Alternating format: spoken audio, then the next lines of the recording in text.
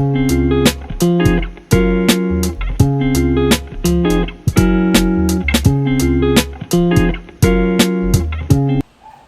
evening, ma'am. Ako po si Dr. Noel J. Benafe, isa po akong student nurse ng Holy Trinity University. At ngayon po, ang gagawin po nating therapy ay ang tinatawag natin ng music and art therapy. So, ano nga po ba ang music and art therapy?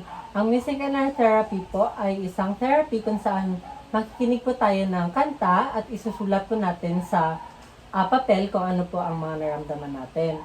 So, ang rules lang po natin ay unang-una po, dapat po makinig po tayo sa instructions. Pangalawa is, habang nagte-therapy po ay wag po tayong aalis.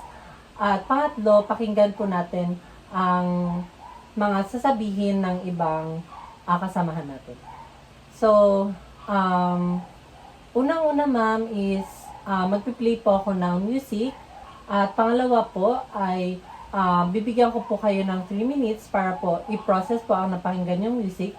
At pangatlo po ay isusulat po natin ang ating mga naramdaman gamit po ng mga Crayola. At pang-apat naman po ay explain nyo po sa akin kung ano po ang inyong nasulat. Okay lang po ba yun sa inyo? Opo. So, sige po, simulan na po natin sa unang kanta.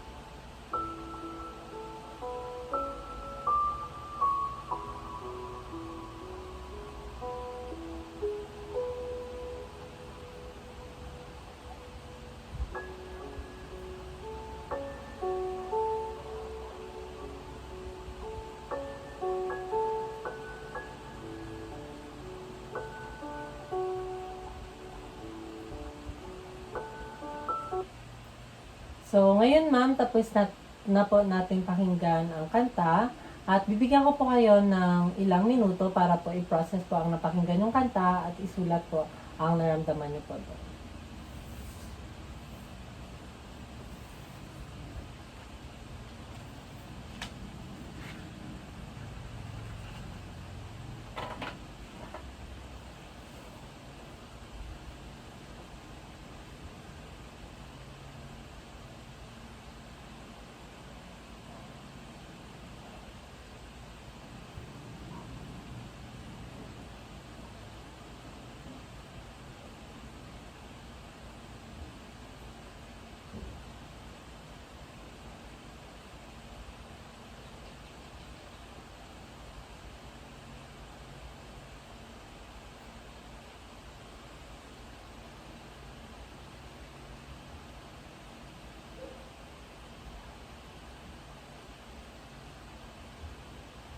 So, kung tapos na po kayo, ma'am, pwede nyo na pong simulan ang pagsusunod.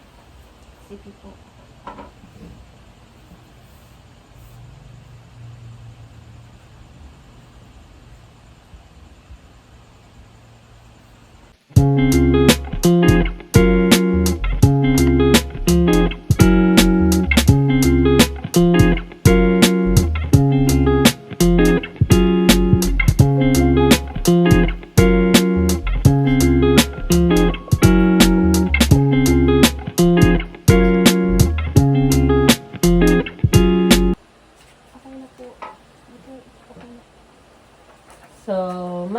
po ba sa akin, ma'am, explain kung ano po ang inyong nagawa? Habang pinapakinggan ko kasi yung tunog, last year, namatay yung tita ko.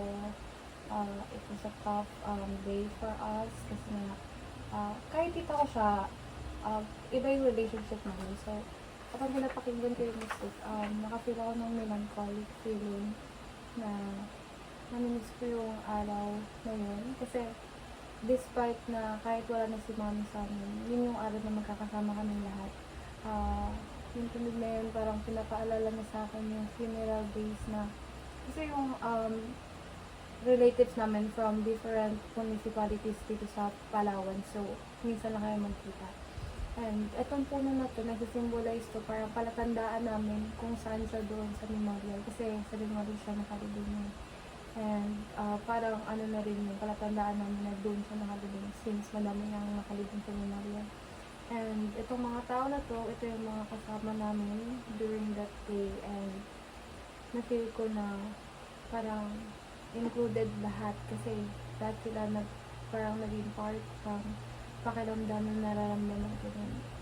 And itong drawing na to, hindi ko makonvey ng maayos yung nararamdaman ko. Pero itong makikita mo dito, gusto ko lang mapanating since sa narinig ko, since yung emotions ko while listening to this song is nalulungkot ako at the same time parang yung memory parang napakabilog niya pa, and kahit masakit, kahit parang mahirap balikan, parang itong picture na to sign na kung ano yung naaalala ko ng araw na yun, na we were together kahit last day na makikita namin even sa araw na yun na magkakasama kami ng mga relatives ko. That's what I felt, melancholic feeling sa tunog yun. So, maraming salamat, ma'am, sa pag-share po ng inyong drawing at sa inyong naramdaman sa kanta. So, ngayon po, may kinig na naman po tayo ng pangalawang kanta at ganun po ulit ang ating gagawin. Okay lang po ba yun sa inyo? Okay.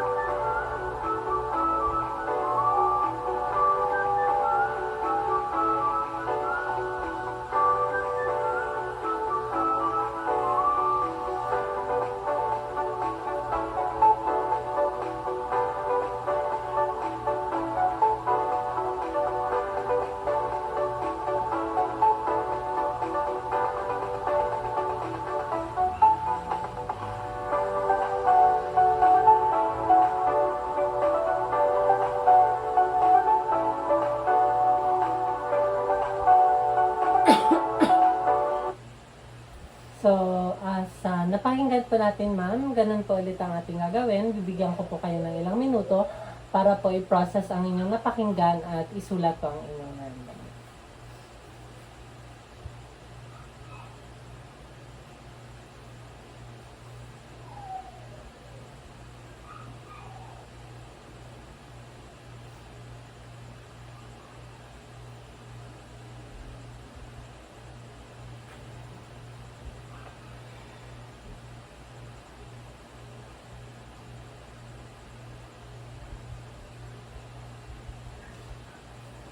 Okay na po, ma'am.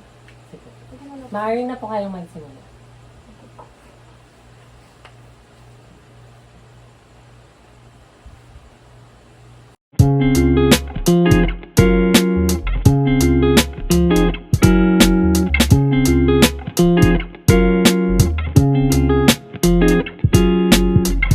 Okay na. So, ayan ma'am, tapos na po ikaw. So, maaari niyo po ba sa akin ulit explain kung ano po ang inyong nasulat? Yung napakinggan nating kanta, mas loud, mas iba yung vibe, mas lighter. So, ang naisip ko naman, yung family ko kasi mahilig kami mag-outing. Mahilig kami pumunta kung saan-saan during summer, diba? So, yung tunog, para pinapaalala na sa akin yung nostalgic moments namin ng family ko tuwing nag-outing kami together. And namimiss ko yung mga panahon na magkakasama kami. Kasi ngayon kasi malalaki na, may kanya-kanya ng ginagawa. So, limited na lang yung time na magkakasama kami. And yung mga oras minsan na magkakasama kami, hindi maganda yung panahon. Hindi siya tulad before na pag summer, talaga lalakad kami para mag-outing, magkakasama. And yung tunog, parang pinaparemind sa akin yung last summer namin together. Yung last summer namin, kasama yung tita namin, yun na yung pinaka-last na kasama namin buhay siya.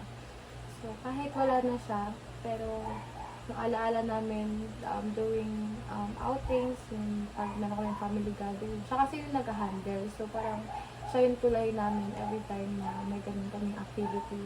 So, yung tunog, pinapaalala niya sa akin yung mga masasaya naming activities, walang halong negative, parang magaan lang sa dibdib ko yung habang pinapakinggan ko yung tunog, na ina-enjoy ko yung mga alaalang pumapasok sa isip ko. Kaya, ito yung sinulat ko. Nasa dagat kami, magkakasama kami, maganda yung panahon, magaganda yung ulap, at meron ng mga bulaklak kasi nangyari yan during summer. So parang, this is what I feel nung pinapakinggan natin yung tunog na yun. And much lighter and mas parang na-express niya yung mga magagandang alaala na meron ako. So, maraming salamat ma'am sa pag-share po ng inyong naramdaman at ng inyong magandang drawing. So, dyan po nagtatapos ang ating therapy for today. At ulit po, ako po pala si Dr. Noel J. Benafe, isa po akong student nurse ng Holy Trinity University.